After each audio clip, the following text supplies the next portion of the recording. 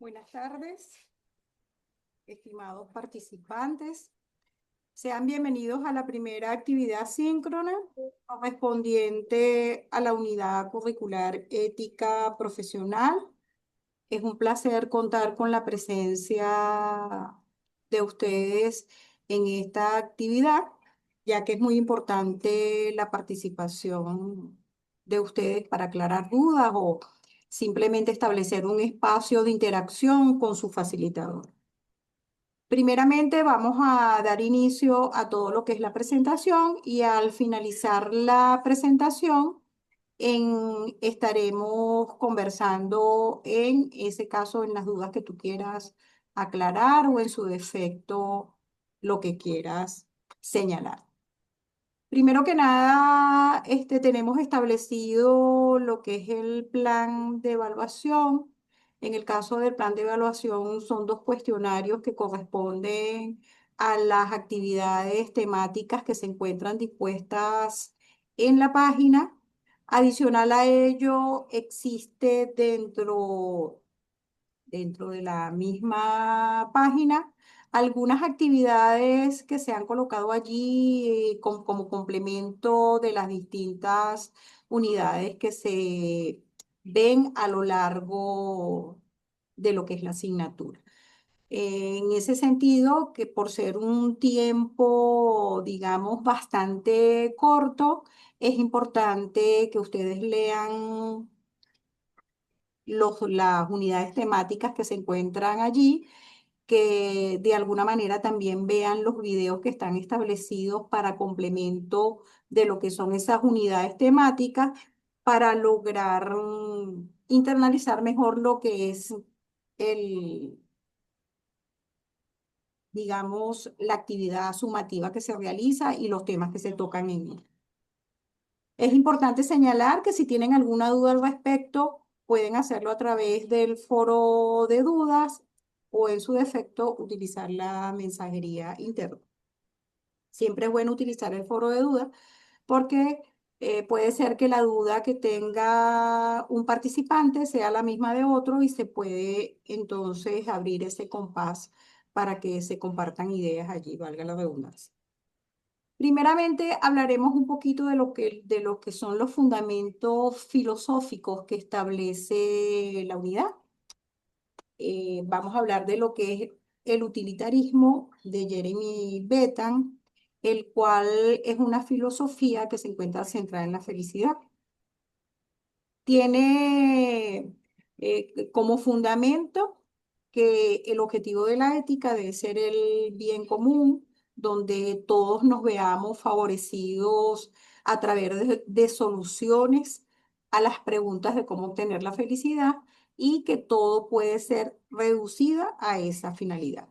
Otro de los fundamentos que están establecidos allí tiene que ver como que es lo que fundamenta esta filosofía es que el máximo bien es para la máxima cantidad de personas. ¿Qué significa? Que dado que el ser humano vive en la sociedad, digamos, ese bien común debe ser para todos, no para uno solo. Y otra cosa que él establece dentro de su filosofía es que el placer se puede medir. Él quiso desarrollar este método para medir, digamos, el placer. El resultado es el llamado cálculo felicífico, pero eh, es difícil medir el placer. Inclusive tiene detractores que establecen que no es posible hacerlo, porque recuerden que eso tiene que ver con una sensación de emociones. Entonces, en ese caso, es difícil realizar. Él también señalaba que se establecía de alguna manera dilemas en esta filosofía debido a que tú debías sacrificar las minorías por un bien mayor. Y muchos detractores señalan que eso no debe ser de esa manera. Pero recuerden que en este caso es simplemente una parte filosófica que nutre la ética y que cada quien, digamos, la asume desde una percepción o desde una perspectiva de tipo filosófico. Vamos a estar claros que es de esa manera. Otra de las teorías que se utilizan también en lo que es la ética profesional tiene que ver con la teoría de la justicia, donde la teoría que se manifiesta en esa unidad temática tiene que ver con la teoría de la justicia de John Rawls.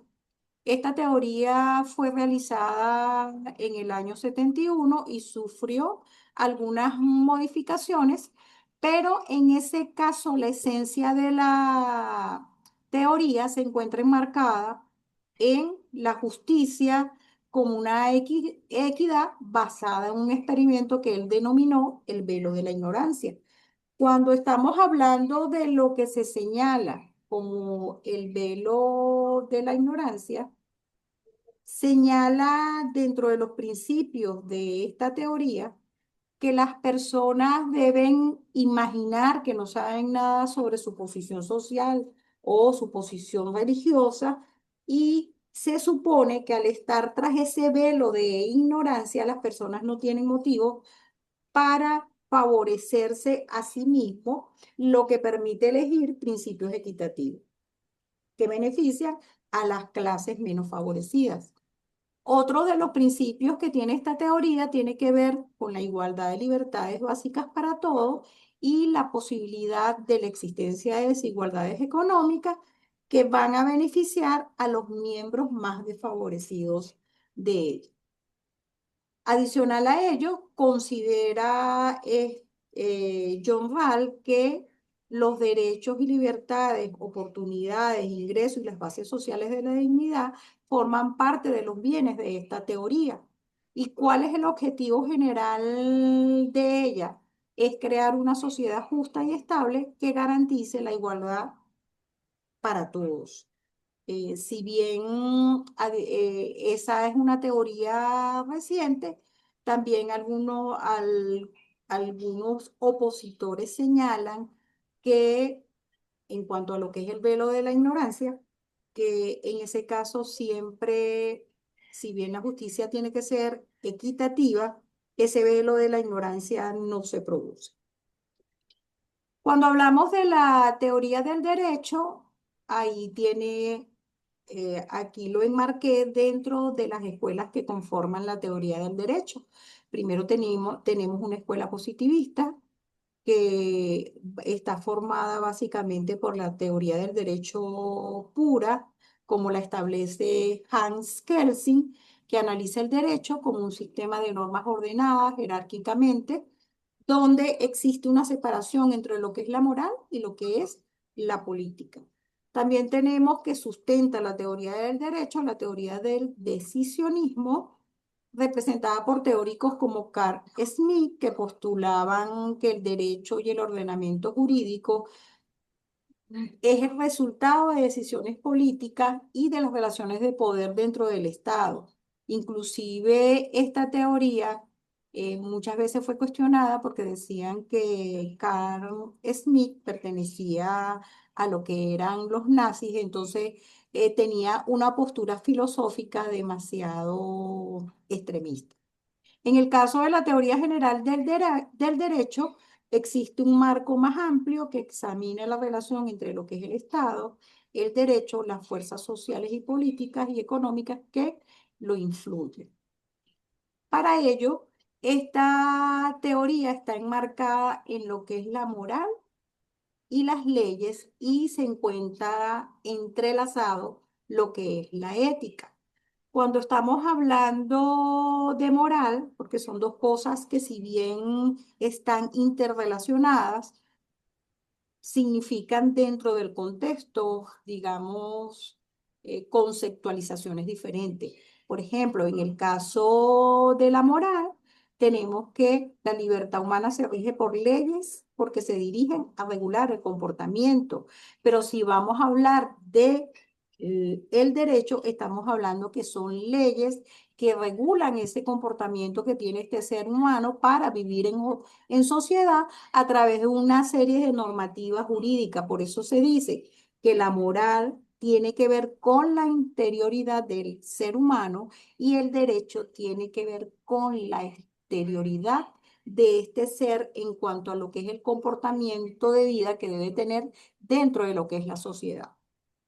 Adicional a ello, tenemos que la moral, los mandatos morales se ocupan de los actos internos del hombre. Lógicamente, tiene que ver con algo que está intrínsecamente relacionado con la parte deontológica del ser humano, lo que es la bondad, la maldad, la irresponsabilidad, que eso está enmarcado dentro de lo que es la conciencia de esa persona. Y tenemos en cuanto a lo que es el derecho, que son los mandatos jurídicos, que regulan lo que son los actos exteriores de los hombres en la vida en sociedad.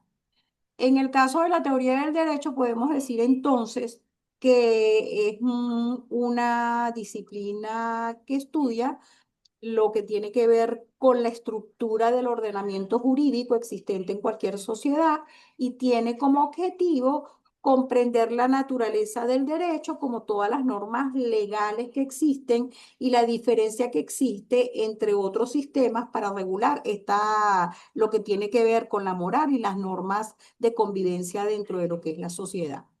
El enfoque que se da es el análisis de conceptos abstractos y generales en cuanto a lo que es la teoría del derecho, lo que tiene que ver con las normas jurídicas o el sujeto jurídico, que son aplicables a todas las ramas del derecho. En el caso de todas esas, digamos, de esas teorías que mencioné anteriormente, tienen una aplicación en la profesión contable. ¿Por qué? Porque están intrínsecamente relacionadas. Cuando hablamos del utilitarismo, estamos hablando, si lo vamos a enmarcar dentro de lo que es la aplicación en la profesión contable, estamos hablando de las consecuencias que tiene el ejercicio de la profesión al mayor número de partes interesadas. Cuando hablamos al mayor número de partes interesadas, es porque existe un conglomerado en una entidad de personas que se encuentran directamente relacionados con lo que allí se evidencia a través de lo que son los estados financieros, que tienen que ver con los empleados, los accionistas, los clientes y la sociedad en general. Cuando hablamos de la teoría de la justicia aplicada a la profesión contable, podemos decir que en ese caso no es más que velar porque las decisiones que se tomen desde el punto de vista financiero y contable sean equitativas para todas las partes involucradas, evitando que una minoría sufra en beneficio de la mayoría. Posteriormente vamos a dar un ejemplo al respecto de la contraposición que existe actualmente en cuanto a lo que tiene que ver con la aplicación en la profesión contable de estas teorías. Luego tenemos la teoría del derecho, que no es más de que todas las acciones estén enfocadas a cumplir con lo que son las normativas legales, laborales, mercantiles y todas las regulaciones que de alguna manera suscitan la profesión contable. Por ejemplo, las normas internacionales de información financiera, en ese caso, las normas internacionales de contabilidad, o sea, toda la normativa que sustenta la profesión contable. En ese sentido, cuando hablamos de ética profesional, existen unos principios éticos que se deben cumplir, entre los cuales hay otros principios, estos no son los únicos que existen, pero tomé a colación los más puntuales que tienen que ver con la integridad, que en ese caso esta se relaciona intrínsecamente con lo que es la honestidad y lealtad en el ejercicio de la profesión, la objetividad, porque el contador debe ser objetivo y no hacer juicios de valor o favoritismo por las circunstancias que tenga en ese sentido esa decisión que vaya a tomar en un momento dado. Lógicamente, la independencia, porque se debe mantener libre de influencias externas que puedan comprometer la objetividad profesional, la competencia y el cuidado profesional. ¿Qué significa eso? Que la persona debe conocer las competencias y habilidades que tiene para aceptar aquellos trabajos solo dentro de lo que es el alcance de las capacidades profesionales y realizarlo con diligencia y cuidado. Otro principio tiene que ver con el principio de confidencialidad, que lógicamente es por sobre todas las cosas mantener y proteger la información financiera de la empresa, a menos que haya una obligación legal de divulgarla. Por ejemplo, si existe una fiscalización por parte del CENIAC y se ve la necesidad de divulgar información, ahí en ese caso se puede realizar y no está violentando ese principio ético. Y lógicamente el cumplimiento de las normativas, como bien se dijo anteriormente, en cuanto a lo que es la teoría del derecho, es seguir todas las normativas y regulaciones que conllevan a la aplicación del ejercicio de la profesión. Trayendo a colación lo que tiene que ver con las teorías antes mencionadas y lo que son los principios éticos, en adicional a que internacionalmente han existido escándalos a nivel contable por mal manejo de la información financiera, acá en Venezuela los más preponderantes en términos generales, sin caer en, digamos, en especificidad, es los casos de corrupción a gran escala, especialmente los vinculados a la industria petrolera y en ese caso que van en menoscabo de lo que son los fondos públicos y, y para hacer este tipo, digamos, de faltar a los principios éticos, ¿qué es lo que hacen estos personeros? Usar empresas de maletín, colocar sobreprecios, transferencias de fondos a través de sistemas financieros internacionales y, lógicamente, la complicidad de funcionarios públicos. Un caso muy marcado en estos últimos años tiene que ver con el caso de PDVSA y lo que son las criptomonedas, que involucró desfalcos multimillonarios a través de un esquema de criptomonedas, que como es bien conocido por todos. Por eso es que es importante que dentro del ejercicio de la profesión contable también este futuro profesional y lo que se encuentran ejerciendo actualmente estén involucrados con toda la realidad, tanto nacional como internacional, que vivimos en cuanto a lo que es el ejercicio de la profesión y las implicaciones que tiene para el profesional que haga este tipo de desfalcos o de casos que violenten la ética.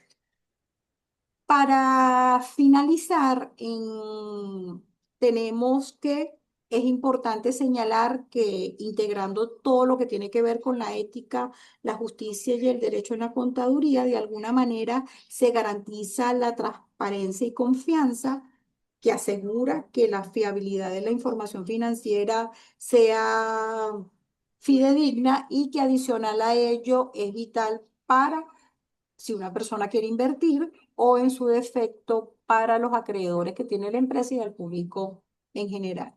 Adicional a ello, protege a la sociedad al contar con un profesional con una ética a toda prueba, se previenen los fraudes y las malas prácticas y en ese caso de alguna manera contribuye a la estabilidad económica de la entidad donde esté ejerciendo o en su defecto a la entidad que esté asesorando en un momento dado si está ejerciendo por libre ejercicio. Y lógicamente fortalece la profesión, porque actuar con ética no solo beneficia a la sociedad, como lo digo en el escrito que les tengo allí, sino que también eleva el estatus y la credibilidad de la profesión contable. Fíjense, esta es la conclusión general. Para finalizar, es importante señalar que en el ejercicio de la profesión se van a ver enfrentados a dilemas éticos, por eso es importante tomar en consideración las normas y reglamentos que rigen el ejercicio de la profesión acá en Venezuela. Muchas gracias por su atención y estoy abierta a las preguntas que ustedes quieran realizar acerca del tema que hemos tocado acá en esta actividad síncrona número 1.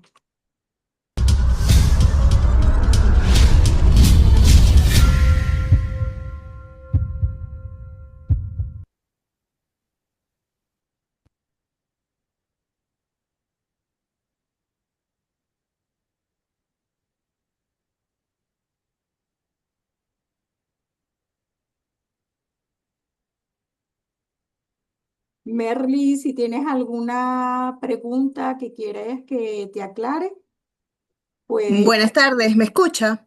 sí, fuerte y claro, amiga, dígame. Gracias. No, no, apenas estoy leyendo el material de las unidades, estoy terminando la unidad uno y nada, obviamente un buen resumen de por lo menos la primera parte y nada, toca estudiar y entender un poco este dilema de la ética en la profesión. Siento que es una de las materias que hasta ahora he visto que me llama mucho la atención precisamente porque día a día nos enfrentamos a tantos casos de corrupción que a veces se olvida de que hay una norma que debería obviamente regir no solamente la moral, sino el derecho. Me parece súper interesante. No, bueno, sí. Ya, Fíjate ya que, leeré. sí, fíjate que actualmente esos dilemas éticos están en el tapete, no solo para los casos que se ven que tienen preponderancia desde el punto de vista de las noticias, sino también para el ejercicio de la profesión, porque muchas veces los profesionales que ejercen en cualquier empresa se ven enfrentados a estos dilemas, por ejemplo, como cuando te dice el dueño de la empresa que no quiere pagar los tributos, o en su Mm, efecto te dicen que quieren, digamos, mira, el fondo de pensiones, quiero poner tantos trabajadores y tengo tanto, o sea, hay tantas cosas que se ven en el tapete, o cuando te realizan una fiscalización que de repente tienes algún incumplimiento de la norma y que en ese caso te dicen, bueno, te bajo la multa, pero tú sabes cómo es. sí, de hecho, en este momento tengo un cliente que acaba de recibir una fiscalización del CENEAP y tenía todo perfecto.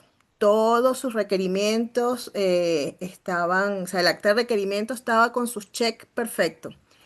Y la chica le dijo, sabes que igual te tengo que multar, o sea, no importa que tengas todo bien, igual te tengo que multar. Entonces uno dice, wow, si no es por un lado, es por el otro. Entonces, por eso digo que de alguna manera es relevante este tema, porque no solamente te enfrentas del lado de la empresa, sino del otro lado también. Pero sabes que eso ahorita, digamos que en estos últimos años se ha acrecentado mucho Absolutamente. ese tipo de situaciones. Ujú, Como tú bien lo dijiste, a pesar de que tiene todo bien, igualito te van a multar. es correcto. Si yo tuve un De hecho, cliente le dijo, que, debo hacer la multa más sencilla, pero la orden es que te tengo que multar. sí, Entonces, obviamente, los dueños decían, no importa cuán esfuerzo haga en que todo esté bien, se paga un personal externo e interno que prepare todos los papeles de trabajo adecuados, igualito tengo que, de alguna manera, pagar una especie de vacuna, porque así lo vieron ellos, ¿no? Porque si todo estaba bien, yo no tenía que pagar nada. Entonces se crea también digamos que, un resentimiento moral, por llamarlo de alguna manera, y que atenta no solamente la ética de esa empresa, porque evidentemente intentó hacer lo correcto, pero no le funcionó. Entonces se desmoraliza y dice, ¿sabes qué? Para la próxima no me importa por decir algo. No, no es mi caso, pero puede ser una consecuencia de todo esto, ¿no? Porque entonces el otro lado tampoco me ayuda a mantener esa moral en alto, por llamarlo de alguna manera. Te apegaste al derecho y no hubo justicia, en resumen. eso es correcto. Fíjate que por eso es que la parte filosófica es importante que se Sí, conozca, porque hay veces que a la gente no le gusta la filosofía, porque por lo menos cuando tú lees filosofía, no, a mí de me encanta. repente la lectura es densa, ¿no? Pero es Sí, sí, importante porque es la que de alguna manera sustenta todo lo que son los parámetros que tienen que ver con la moral y la relación que tiene con lo que es la normativa legal o con la equidad que debe existir es en la correcto. aplicación de la norma o en su defecto. Entonces tú dices, como bien lo dijo esa persona, tú dices, bueno, ¿para qué voy a cumplir si a la final igualito tengo que pagar? Entonces, Es así. eso es un dilema ético que fíjate que también para los nuevos profesionales que se están gestando, Sí, tanto los que trabajan en las instituciones públicas como los que trabajan en las instituciones privadas, Entonces ahí existe algo que los valores, independientemente que tú tengas valores éticos fuertes, digamos, consolidados del entorno familiar, muchas veces pasa que igualito esos valores se ven tambaleados. Es correcto. Porque si tú no sigues la corriente, el sistema te va a sacar así en Ah, automático. te empuja casi que de manera obligante a dos cosas que yo siento que son fundamentales en este momento en la sociedad. La rapidez de obtener dinero en contra de lo que realmente debes hacer. Entonces, hoy, chicos más jóvenes, ya quizás uno tiene un poquito más de edad y ha pasado por una cantidad de experiencias como esta, ya yo tengo muchos años en el área administrativa y financiera y he visto de todo, pero realmente los chicos que están recién intentando entrar en el área administrativa, económica, financiera, porque les llama la atención el tema del dinero, se tienen que enfrentar ahora en ese, digamos que punto importante y es que la inmediatez, la rapidez, que es lo que quiero ahorita, más dinero, muy rápido. Y muchas veces ese mismo hecho te empuja a pasarte por encima, no importa lo que pienses o lo que incluso tengas que pagar al final eh, como multa de vida, por llamarlo de alguna manera, solo por la inmediatez. Yo creo que ese es el mayor dilema de este momento en la sociedad. Bueno, es lamentable, pero es así. Por eso es que se está tratando de buscar mecanismos para que los estudiantes que se están formando, que están en proceso de formación, vean en las diferentes etapas, tanto del proceso, digamos, de formación como tal, en las primeras etapas y el proceso profesional, ya cuando tú entras en materias del ciclo profesional, que vean la importancia que tiene la ética dentro del ejercicio de la profesión, Exacto. porque eso está reglamentado a través de lo que es el Colegio de Contadores, De donde contadores, claro. existe un reglamento y existe una norma deontológica a nivel internacional. Exacto. Entonces, de alguna manera, ok, el sistema a la final va a pasar algo, pero tú al menos tratas de, digamos, minimizar los riesgos que tienen Es correcto. esos dilemas éticos dentro del ejercicio de tu profesión, pues. De Es hecho, me llamó lamentable, mucho la pero es así. atención. Disculpe. Ajá, no, tranquila. No, no, de hecho me llamó mucho la atención esta teoría del utilitarismo, porque si bien es cierto, pues tiene un sentido desde el punto de vista filosófico. Em, Hoy por hoy siento que el mismo hecho de que hay una segregación importante en la sociedad por distintos temas religiosos, sexuales, económicos. Entonces, realmente, ¿quién ocupa la mayor cantidad de personas? O sea, ¿quién se apodera de la mayor cantidad de personas como para que ese sea el objetivo de la mayor felicidad para la mayor cantidad de personas, ¿no? Entonces yo creo que ese es un punto que podríamos pasar mucho tiempo conversando de eso, pero que efectivamente llama a la reflexión. Así es. Bueno, entonces, si no tienes alguna otra pregunta, damos No, por listo, finalizar la todo interacción bien. y bueno, y nos veremos en la próxima oportunidad, porque es Esperemos. importante que veas el rol del contador en este siglo XXI donde tiene que manejar muchas tecnologías de información. Sí, eso Ah, es también, eso es otro punto interesante también. eso. Bueno, Muchas muchas gracias. gracias, ¿no? Y gracias a ti por participar, amiga. ¿Ah? Hasta luego. Hasta luego, pues.